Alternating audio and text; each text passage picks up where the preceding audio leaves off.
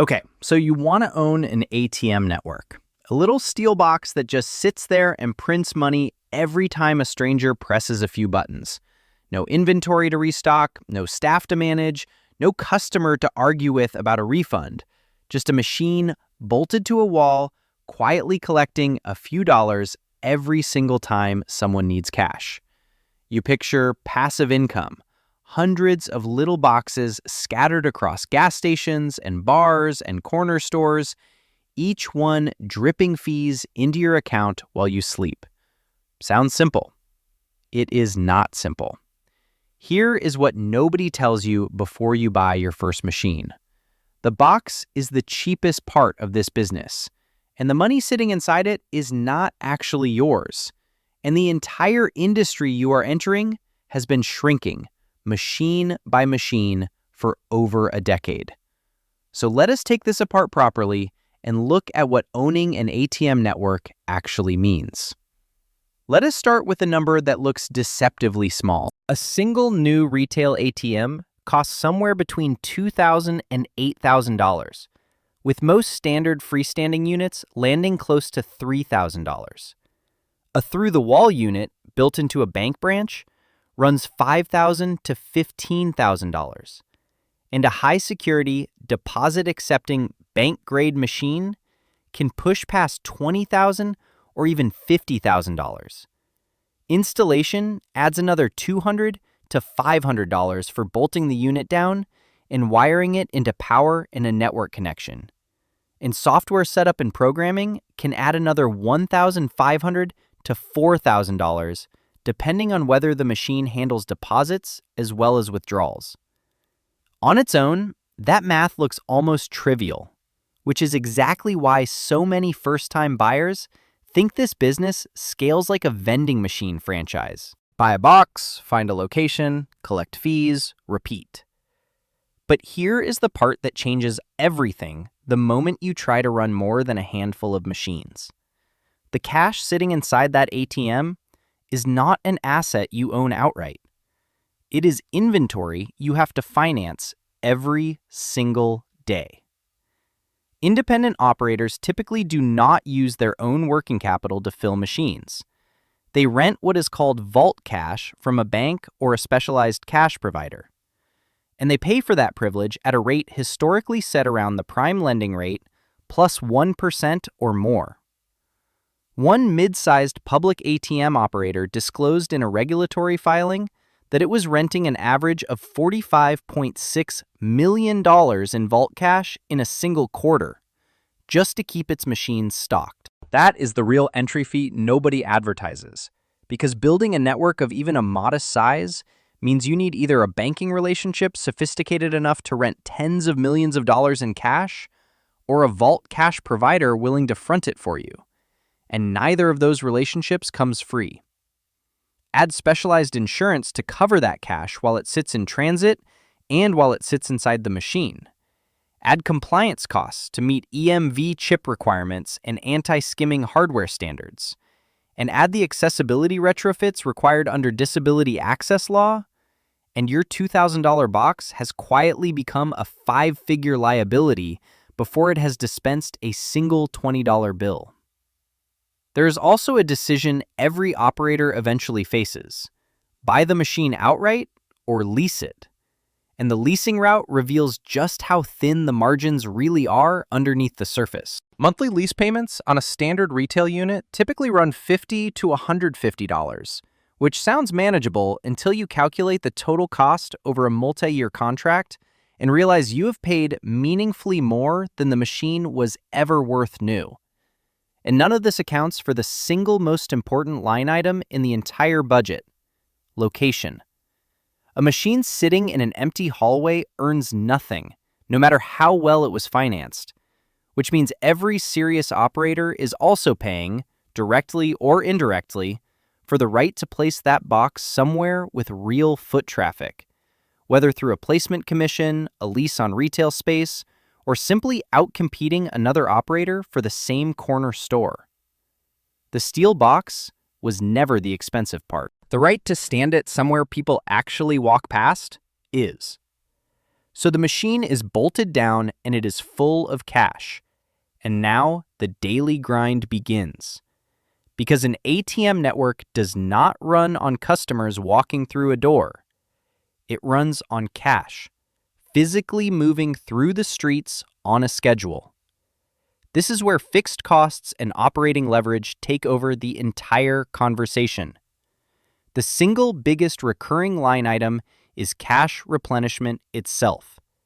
And industry surveys have put the average monthly cost of getting cash into a machine at around $180 per unit, on top of another $75 a month just in the cost of funds for that borrowed cash. Multiply that across a network of even 100 machines, and you are looking at over $300,000 a year in pure cash logistics. Money that has nothing to do with how many customers actually used the machine that month. Armored courier services like Brinks and Garda charge for scheduled pickups and deliveries, regardless of transaction volume, because the truck still has to drive the route, whether the machine dispensed $500 or $50,000 that week. Then there is maintenance, which splits into two very different categories. First-line maintenance covers the boring, constant stuff: paper jams, receipt roll changes, card reader cleaning, the kind of work that happens weekly across a large network. Second-line maintenance covers actual hardware failure, a dispenser mechanism wearing out, a cassette lock failing. And those repairs are neither cheap nor optional, because a broken ATM generates zero revenue while still carrying its full share of insurance, connectivity, and vault cash rental costs. Processing and telecom fees add another layer because every single transaction has to be switched, authorized, and settled through a network connection that the operator pays for monthly, independent of transaction count. And underneath all of it sits security, because these are, quite literally, boxes full of cash sitting in public locations, which means insurance premiums, anti-jackpotting software, and physical hardening are not line items you can skip. They are the cost of staying in a business that criminals have been actively targeting for decades. None of these costs care whether your machine did 10 transactions or 200 transactions this month. The truck still runs its route. The insurance premium still comes due. The connectivity fee still bills automatically. This is fixed cost in its purest form, ticking away in the background regardless of foot traffic. So how does anyone actually make money on this? This is the popcorn business moment, because the withdrawal itself, the actual dispensing of cash, is closer to a commodity than most owners expect, and the real profit engine sits one layer above it. When a customer pulls $20 from a machine that is not their own bank's, they typically pay a surcharge, somewhere between $2.50 and $4 per transaction. And in an independently owned model, the machine owner keeps the entire surcharge. That single fee is the core revenue mechanism of this entire industry. And here's the part that makes it genuinely attractive when it works. That surcharge is pure margin on a transaction that costs the same whether it happens or not, because the machine, the cash, and the connectivity were all already paid for regardless. A machine doing 200 transactions a month at $3 a transaction generates roughly $600 in monthly surcharge revenue, which on a well-located machine can cover the entire operating cost stack and still leave a genuine profit behind. But surcharge revenue is only half the picture, because there is a second, quieter income stream running underneath it: interchange. Every time a cardholder uses your machine, the network that processes the transaction, whether that is a bank-branded network or one of the major card networks, pays the ATM owner a small interchange fee simply for providing the infrastructure that made the transaction possible. On top of both of those, there is the placement relationship itself. Because in a hosted model, where a provider installs and stocks the machine for a merchant, the merchant typically receives 20 to 30% of the surcharge just for giving up floor space near the register, which means location owners are effectively renting out square footage they were not using for anything else. This is why the smartest operators in this business do not think about individual machines. They think about portfolios of locations, because a single high-traffic bar or late-night convenience store can outperform 10 quiet, poorly placed machines combined. The machine is identical everywhere. The real value lives entirely in where you put it and how many strangers walk past it needing $20 in cash. Now here is the trapdoor under the floor. And unlike a single bad location decision, this one applies to the entire industry at once, whether you manage it well or not. Cash usage in the United States has been declining for years, and the trend accelerated sharply once the pandemic pushed millions of consumers toward cards and mobile wallets almost overnight. By the mid-2020s, cash accounted for roughly 14% of all consumer payments by number, down from a much larger share less than a decade earlier. And the share of Americans who use no cash at all keeps climbing every year. That decline does not hit your network gradually and evenly. It hits transaction volume directly, which means the fixed costs we just walked through, the armored car routes, the insurance, the connectivity fees, do not shrink, even as the surcharge revenue funding them slowly erodes. This is a structural risk no individual operator controls, because you cannot advertise your way out of a nationwide shift in how an entire generation chooses to pay for things. Very directly on top of that consumer shift sits a second, sharper risk: physical theft. An ATM network is, functionally, a distributed collection of small vaults sitting in public locations with minimal security. And criminals have targeted that soft spot for decades, from armored truck heists to sophisticated jackpotting attacks that force a machine to physically eject its entire cash cassette. When theft hits a network that is already running on thin, declining margins, it does not just cost the stolen cash. It can cost the entire company, because that cash was borrowed vault cash, owed back to a lender regardless of whether it was physically stolen out from under the operator's own security. There is a third layer as well: regulation. And it moves in a direction that almost always adds cost rather than removes it. Interchange rules set by card networks and by federal regulation can shift the economics of every single transaction overnight.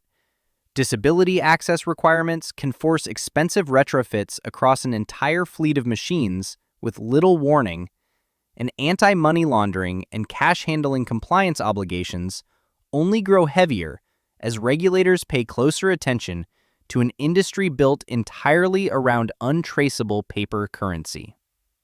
None of these three forces, consumer behavior, physical crime, and regulation, are things a well-run operator can simply outmanage. You can place your machines perfectly and still lose to a shift in how an entire country chooses to pay.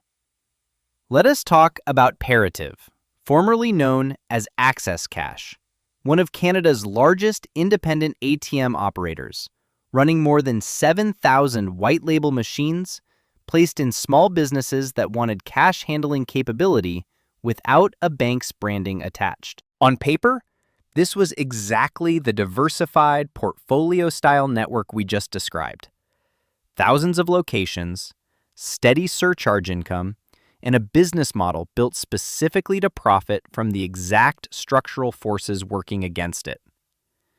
Then the pandemic hit, and cash usage collapsed almost overnight as consumers shifted toward contactless payment out of both convenience and health concern. Parative posted an operating loss of $25.8 million in 2020, and the damage deepened rather than stabilized, with losses widening to $61.3 million in 2021, before narrowing slightly to $12.6 million in 2022. Management responded the way struggling operators usually do: laying off staff, cutting pay, freezing discretionary spending, and eventually selling off the entire United States side of the business just to preserve the Canadian core. And then, on top of a consumer trend already eating away at revenue, theft hit twice. In 2020, $2.6 million in cash that had been provided to Parative by a Canadian bank was stolen from a third-party armored transport company mid-route, and a second major theft followed. For a company already losing tens of millions of dollars a year on declining transaction volume, those losses were not a rounding error.